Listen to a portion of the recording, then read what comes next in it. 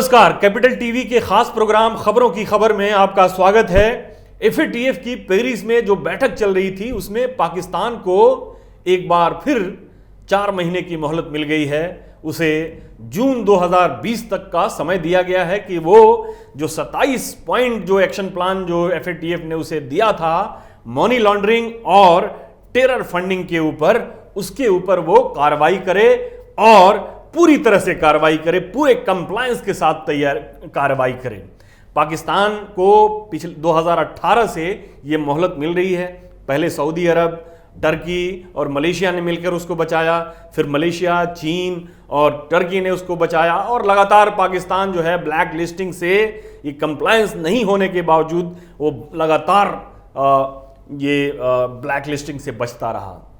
फिलहाल जो मीटिंग जो चली है और उस बैठक के बाद जो फैसला लिया गया है पाकिस्तान को ब्लैक लिस्ट नहीं करने का और 4 महीने का मोहलत देने का, उसमें उसको बचाने वाले देशों में जाहिर है कि उसके ट्रेडिशनल जो देश थे, चीन, सऊदी अरब, मलेशिया, टर्की, ये तो शामिल थे ही। लेकिन जब बात चली इसकी कि पाकिस्तान की कंप्लायंस की, तो पाकिस्तान के साथ सिर्फ और सिर्फ टर्की खड़ा रहा और कोई देश नहीं खड़ा रहा। पाकिस्तान को ग्रे लिस्ट में बनाए रखने के लिए इन देशों ने पाकिस्तान को वोट दे दिया। आपको जैसे मालूम है कि कुल 39 मेंबर हैं एफएटीएफ के, उनमें से 3 मेंबर का चाहिए कम से कम 7 उसको ग्रे लिस्ट में बने रहने के लिए पाकिस्तान को, तो उसको जो उसके ट्रेडिशनल समर्थक हैं उन लोगों ने समर्थन दे दिया। लेकिन हैरानी की बात यह रही पाकिस्तान के लिए और सबसे बड़ी चिंता की बात यह रही कि लेकिन चीन और सऊदी अरब जो पाकिस्तान के दोस्त हैं और बार बार उसका साथ दिया है, बचाया है, इन दोनों देशों ने पाकिस्तान को सख्त लहजे में ये कहा है कि 4 महीने के अंदर उसे पूरी तरह से जो 27 एक्शन प्लान है उस एक्शन प्लान के ऊपर उसको कारबंद होना पड़ेगा, उसको पूरी तरह से उसका कंप्लायंस करना पड़ेगा, नहीं तो ब्लैक लिस्टिंग से उसे कोई नहीं बचा सकता है। ये सऊदी अरब और चीन की तरफ से आया है और ये पाकिस्तान के लिए बड़ी हैरानी और चिंता की बात है। चीन जो है, जाहिर है कि पिछली बार चीन ने उसको बचाया, चीन, मलेशिया और टर्की ने उसको बचाया। लेकिन सवाल यहां उठता है कि चीन और सऊदी अरब ने पाकिस्तान के खिलाफ क्यों बोला। एफएटीएफ के अंदर जब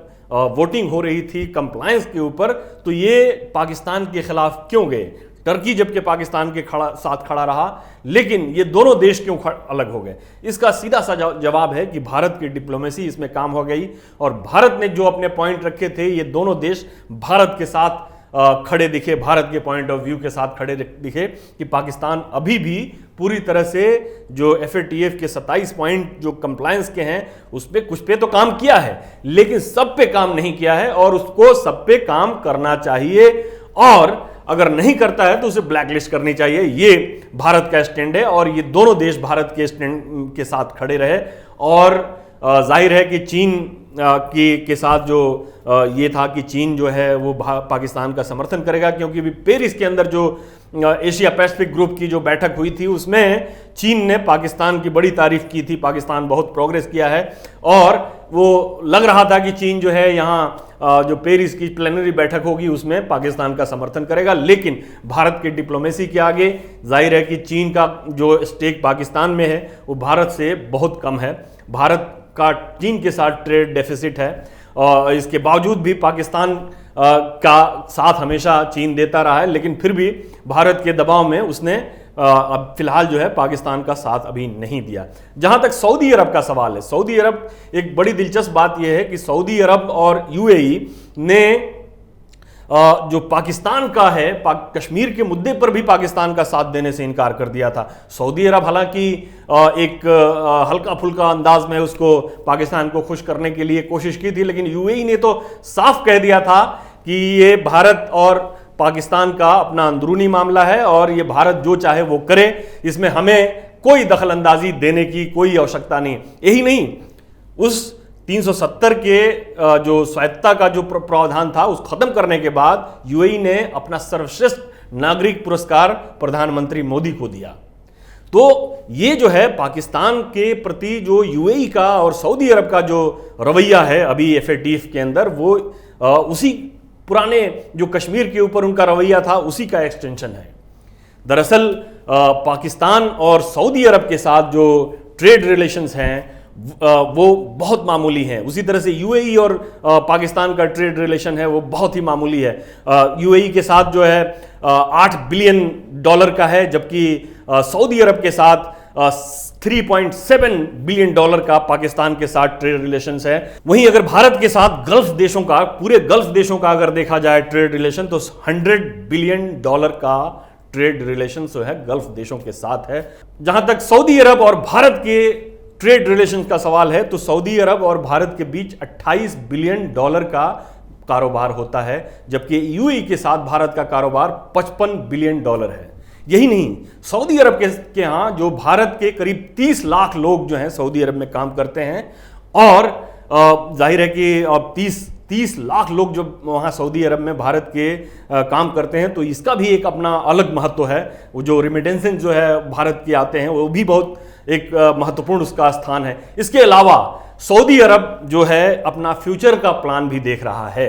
जाहिर है कि पाकिस्तान के साथ $3.7 बिलियन के साथ वो कोई मतलब बड़ा कारनामा नहीं अंजाम दे सकता है। सऊदी अरब अपना फ्यूचर का देख रहा है। फ्यूचर उसको ये नज़र आ रही है कि पेट्रोडॉलर के ख़त्म होने के बाद, पेट्रोलियम के ख़त्म होने के बाद उसका जो है क्या होगा, उसके लिए वो भारत के बड़े मार्केट की तरफ देख रहा है, और उसके लिए अभी से उसने तैयारी भी शुरू कर दी है। ख़ासतौर पर अभी आरामको जो सऊदी गवर्नमेंट की अंडरटेकिंग है, उसने कुछ दिनों पहले रिलायंस का 20% का, रिलायंस इंडस्ट्री लिमिटेड का 20% शेयर आरामको ने खरीदा। इसके अलावा सऊदी अरब और यूएई मिलकर भारत में एक बड़ा मेगा रिफाइनरी प्रोजेक्ट जो है वो कर रहे हैं भारत के अंदर। और इसके अलावा जो आईटी सेक्टर है, आईटी सेक्टर में जो खास तौर पे सऊदी अरब का इंटरेस्ट है, उसमें पाकिस्तान उसकी कोई मदद नहीं कर सकता, जबकि भारत से उसको बहुत सारी मदद मिल सकती है। आईटी सेक्टर के लिए वो भारत की तरफ देख रहा है। तो इतनी सारी चीजें होने के बाद वो जाहिर है कि सऊदी अरब और यूएई। तीसरी चीज ये है कि जो पाकिस्तान से उसका झुकाव खत्म होना है वो इसलिए है कि पाकिस्तान से जब यमन के खिलाफ यमन के खिलाफ जो सऊदी अरब की कार्रवाई हो रही थी, तो पाकिस्तान से सऊदी अरब ने मदद मांगी थी, मिलिट्री मदद मांगी थी। पाकिस्तान जो है, पाकिस्तान के बारे में ये कहा जाता है कि उसका जब न्यूक्लियर प्रोग्राम चल रहा था तो उसमें सऊदी अरब ने उसकी बड़ी मदद की थी। खासतौर पर जब पाबंदी लगी थी न्यूक्लियर टेस्ट करने के लिए, तो सऊदी अरब ने उसको काफ़ी मदद की थी। ख़ासतौर पे इस बम के बनाने की प्रक्रिया में भी सऊदी अरब काफ़ी पाकिस्तान के साथ साथ रहा था। पाकिस्तान ने सऊदी अरब की मदद भी की थी मिलिट्रीली, लेकिन इस बार जो है पाकिस्तान ने ईरान के धमकी के आगे दब के उसने डायरेक्ट इंटरवेंशन से मना कर दिया, ये कहते हुए कि अगर सऊदी अरब के ऊपर कहीं बाहर से हमला होगा तो पाकिस्तान की फौजें सऊदी अरब के साथ जाने के लिए तैयार खड़ी रहेंगी, जाएंगी, लेकिन यमन में पाकिस्तान जो है वो तटस्थ रहेगा, उससे कोई मतलब नहीं है, वो नहीं जाएगा वहाँ। ये बात जो है सऊदी अरब और यूएई को काफ़ी नागवार गुजरी थी, और उसने ये कहा था इन दोनों देशों ने कि पाकिस्तान को समय आने पर इसका बदला चुकाया जाएगा। सऊदी अरब ने तो नहीं कहा था, लेकिन यूएई ने ज़रूर कहा था। तो ये एक बड़ी चीज़ थी जो पाकिस्तान और जो गल्फ कंट्री के साथ जो रिलेशंस हैं, इसमें एक बड़ी जो है चीज़ नज़र आई। तो जहाँ तक अभी का मामला है, जाहिर है कि दोनों देशों के बीच जो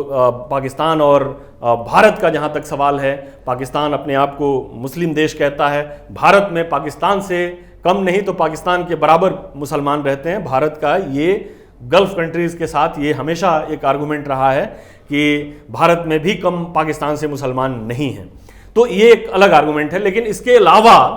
जो चीज़ें और भी हैं वो ये हैं कि पाकिस्तान के डायरेक्ट इंटरवेंशन न करने की वजह से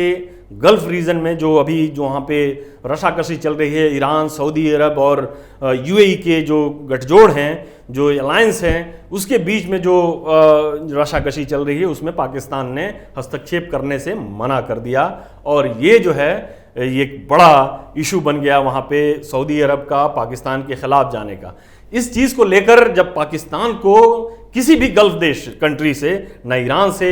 न कुवैत से, न यमन से, न सऊदी अरब से, किसी भी गल्फ कंट्री से उसको कश्मीर के ऊपर जब कोई किसी तरह का समर्थन नहीं मिला तो पाकिस्तान की तरफ से ये आधिकारिक रूप से ये कहा जाने लगा, और एक रिपोर्ट भी छपी थी इजराइल के एक अखबार में कि पाकिस्तान जो है वो इजराइल के साथ अपने रिश्ते बनाना चाहता है, बना लेना चाहिए, क्योंकि पाकिस्तान जो है वो सिर्फ अरबों की वजह से इजराइल के साथ अपने रिश्ते, डिप्लोमेटिक रिश्ते जो हैं वो नहीं बना पाया है, जिसका खामियाजा उसे अभी भुगतना पड़ रहा है। और उसको अभी से ये काम करना शुरू कर देना चाहिए, बजाय इसके कि वो एक पैन इस्लामिज्म की सोच के साथ अपनी जो इंटरनेशनल पॉलिसी है उसको चलाए। उसे अपना नेशनल इंटरेस्ट जो है उसको आगे रखना चाहिए, जैसे सऊदी अरब, यूएई और बाकी के देश कर रहे हैं, क्योंकि उन्होंने किसी भी अंतर्राष्ट्रीय मसले के ऊपर, चाहे वो इराक का मसला हो, सीरिया का मसला हो, उनके रिफ्यूजीज का मसला हो, इन देशों ने कोऑपरेट करने से मना कर दिया। तो पाकिस्तान जो है अभी फिलहाल इसमें बच गया है, लेकिन सऊदी अरब एक प्रैग्मेटिक फॉरेन पॉलिसी के तहत अभी पाकिस्तान को उन लोगों ने, सऊदी अरब ने और चीन ने अभी जो FATF में उसको बचाया ज़रूर है, लेकिन साथ में ये धमकी भी दी है कि 4 महीने की मोहलत में अगर आपने जो 8 पॉइंट जो बचे हुए हैं उस 8 पॉइंट के ऊपर अगर आपने कंप्लायंस नहीं किया, पूरी तरह से उस पर काम नहीं किया, तो आपको ब्लैक लिस्ट होने से कोई बचा नहीं सकता है। फिलहाल के लिए इतना ही, इजाजत दीजिए, नमस्कार। अगर आपको हमारा वीडियो पसंद आया हो तो इसे लाइक करें, हमारे चैनल को सब्सक्राइब करें और हाँ, बेल आइकन दबाना ना भूलें ताकि आप तक हमारे वीडियो की नोटिफिकेशन पहुंचती रहे। आप अपना सुझाव हमें कमेंट बॉक्स में दे सकते हैं। हमारे साथ जुड़ने के लिए शुक्रिया।